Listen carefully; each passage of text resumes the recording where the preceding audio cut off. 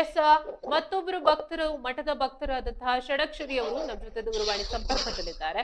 ಷಡಕ್ಷರಿ ಅವರೇ, ನಮಸ್ತೆ. ನಮಸ್ತೆ ಮೇಡಮ್. ನಮಸ್ತೆ. ಸ್ವಾಮೀಜಿಯವರು ಒಂದು ಲಿಂಗೈಕ್ಯರಾಗಿರುವಂತದ್ದು, ಸ್ವಾಮೀಜಿಯವರ ನಿಧನದ ಸುದ್ದಿ ಕೇಳಿ ನಿಮ್ಗೆ ಹೇಗೆ ಅನಿಸ್ತು? ಸ್ವಾಮೀಜಿಯವರೊಂದಿಗೆ ನಿಮ್ಮ ಒಡನಾಟ ಹೇಗಿತ್ತು? ಮೇಡಮ್, ಅದು ನಮ್ಗೆ ತುಂಬಾ ನಷ್ಟ ಅಂತ ಹೇಳ್ಕೋಬಹುದು. ಈಗ ಹಿಂಗೆ ನಮ್ಮ ತಂದೆ ತಾಯಿಗಳು ಇರೋದಾಗ ಯಾವ ನೋವಾಗುತ್ತೆ, ಅದಕ್ಕಿಂತ ಹೆಚ್ಚಾಗಿ ನೋವಾಗ್ತಾ ಇದೆ. ಯಾಕೆಂದ್ರೆ ಅವರು ನಮ್ಮಂತಹ ಎಷ್ಟೋ ಬಡ ವಿದ್ಯಾರ್ಥಿಗಳಿಗೆ ಅಕ್ಷರ ಅನ್ನ ದಾಸೋಹವನ್ನ ಕೊಟ್ಟು ಸಾವಿರಾರು ಮಕ್ಕಳ ಭವಿಷ್ಯಕ್ಕೆ ಉಜ್ವಲವಾಗಿ ಬೆಳಕನ್ನ ನೀಡಿದ್ರು ಮೇಡಮ್.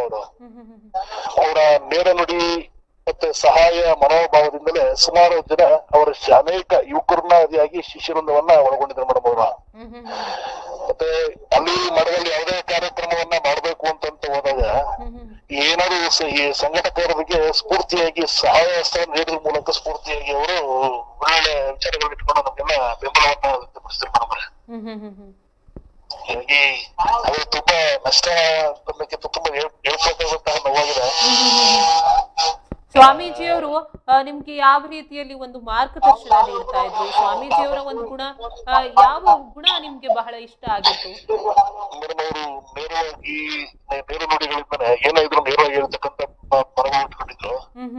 ಮತ್ತೆ ನಾವು ಯಾವ್ದಾದ್ರು ಪ್ರತಿ ವರ್ಷ ನಾವು ಇಂಗ್ಲಿಷ್ ಕಾರ್ಯಕ್ರಮವನ್ನ ಮಾಡ್ಬೇಕಾದ್ರೆ ಅವರು ನಮಗೆ ಆ ಜಾಗವನ್ನ ಕೊಡೋದ್ರ ಮೂಲಕ ಮತ್ತೆ ಏನಾದ್ರು ನಮ್ಗೇನಾದ್ರು ಕಡಿಮೆ ಆದಾಗ ಪ್ರಸಾದದಲ್ಲಿರ್ಬೋದು, ಇನ್ನೊಂದಿರ್ಬೋದು, ಯಾವ್ದೇ ಆದ್ರೂ ಕೂಡ ಅವರು ನಾನಿದೀನ್ ಮಾಡು ಅನ್ನೋ ಒಂದು ಬೆಂಬಲವನ್ನ ವ್ಯಕ್ತಪಡಿಸಿ ನಮ್ಗೆ ಒಂದ್ ಒಳ್ಳೆ ಮಾರ್ಗದರ್ಶನವನ್ನ ಕೊಟ್ಕೊಂಡು ಸಂಘಟನೆ ಈ ತರ ಮಾಡ್ಕೊಳ್ಳೋಕ್ಕಿಂತ ಮುಂಚೆ ನಿಮ್ ಕಾಲ ಮೇಲೆ ನಿಲ್ಬೇಕು, ದುಡಿಬೇಕು, ಯುವಕರಿಗೆಲ್ಲ ವಿದ್ಯಾಭ್ಯಾಸ ಮಾಡಿ ದುಡಿಮೆಯನ್ನ ಮಾಡಿ ಕಾಯಕವೇ ಕೈಲಾಸ ಬಸವನ ತತ್ವ ಸಿದ್ಧಾಂತ ಏನಿತ್ತು ಆ ಒಂದು ಭಾವನೆಯನ್ನ ಬೆಳೆಸ್ಕೊಂಡಿದ್ರು ಮೇಡಮ್ ಅವರು. ಅಲ್ಲಿ ಮೇಲೆ ನಮ್ಮ ವಿದ್ಯಾರ್ಥಿಗಳಿಗೆ ಗ್ರಾಮೀಣ ಭಾಗದ ಬಡ ನಮ್ಗೆ ಯಾಕಂದ್ರೆ ಯಾರು ಕಡಿಮೆ ಮಾಡಿಸಿ ಫೀಸ್ ಅಂತ ಬಂದಾಗ ನಾವು ಅದ ಓದಂತ ಸಂದರ್ಭದಲ್ಲಿ ಪಾಪ ಬಡವರು ಬುದ್ಧಿ ನೀವು ಕಡಿಮೆ ಮಾಡ್ಕೊಡಿ ಅಂತ ಹೇಳಿದಾಗ ಯಾವುದೇ ರೀತಿ ಹಿಂದೆ ಮುಂದೆ ನೋಡಿದ್ರೆ ಕಡಿಮೆಯನ್ನ ಮಾಡಿ ವಿದ್ಯಾಭ್ಯಾಸಕ್ಕೆ ಅನುಕೂಲ ಮಾಡ್ಕೊಡ್ತೀರಿ ಮೇಡಮ್ ಅವ್ರು. ಯಾರು ಅಲ್ಲಿ ಶಿಕ್ಷಣವನ್ನು ಸಂಸ್ಥೆಗಳನ್ನ ನಡೆಸಬೇಕಾದ್ರೆ ಇವತ್ತು ಆರ್ಥಿಕತೆ ಸ್ಥಿತಿನೂ ಇರ್ಬೇಕು ಅಲ್ವಾ? ಅದೆಲ್ಲ ಲೆಕ್ಕಿಸದೆ ಬಡ ವಿದ್ಯಾರ್ಥಿಗಳು ಅಂದ ತಕ್ಷಣ ಅವ್ರು ಎಷ್ಟು ಕಡಿಮೆ ಮಾಡ್ಬೇಕು ಅಷ್ಟು ಕಡಿಮೆ ಮಾಡಿ ಅದಕ್ಕೆ ಸಹಕಾರವನ್ನ ಮಾಡ್ಕೊಡ್ತೀರಿ ಮೇಡಮ್ ಅವರು. ಸ್ವಾಮಿ, ನೀವು ಅಲ್ಲೇ ಕಲಿತಂತವ್ರು, ಸ್ವಾಮೀಜಿ ಅವರಿಂದ ನೀವು ಕಲಿತ ಒಂದು ಪ್ರಮುಖ ವಿಷಯ ಆಗಿರ್ಬೋದು, ಇಂತಹದೊಂದು ವಿಷಯ ನಾನು ಬಹಳ ಕಲಿತೆ ಅನ್ನುವಂಥದ್ದು? ಏನಿಲ್ಲ ಮೇಡಮ್, ಅದೇ ಏನಾದ್ರು ಸ್ಪಷ್ಟವಾಗಿ ನೇರವಾಗಿ ಮಾತಾಡತಕ್ಕಂಥದ್ದನ್ನ ಇದ್ ಮಾಡಿದೀವಿ. ಮತ್ತೆ ಸಹಾಯ ಮನೋಭಾವಗಳನ್ನ ಅವ್ರು ಯಾವ ರೀತಿ ಬೇರೆಯವ್ರಿಗೆ ಬಂದಂತ ಕಷ್ಟಕಾಲದಲ್ಲಿ ಬಂದಂತ ಇದಕ್ಕೆ ಸಹಾಯ ಮನೋಭಾವನ ಬೆಳೆಸ್ಕೊಳ್ಳೋದು, ಅದನ್ನು ಕೂಡ ನಾವು ಪ್ರೇರಣೆ ತಗೊಂಡು ಮುಂದೆ ಅವರ ಆದಿಯಾಗಿ ಮುಂದೆ ನಮ್ ಕೈಲೂ ಕೂಡ ಅವರ ಹೆಸರು ಏನಾಗುತ್ತೆ ಅದನ್ನ ಮಾಡಕ್ ವ್ಯವಸ್ಥೆಯನ್ನು ಮಾಡ್ಕೊಂಡಿದ್ವಿ ಮೇಡಮ್. ಧನ್ಯವಾದ ಷಡಕ್ಷರಿ ಅವರ, ಎಷ್ಟೊತ್ತು ನಮ್ಮ ಸುದ್ದಿ ವಾಹಿನಿ ಜೊತೆ ನಿಮ್ಮ ಅನಿಸಿಕೆಯನ್ನು ಹಂಚಿಕೊಂಡಿದ್ದಕ್ಕೆ.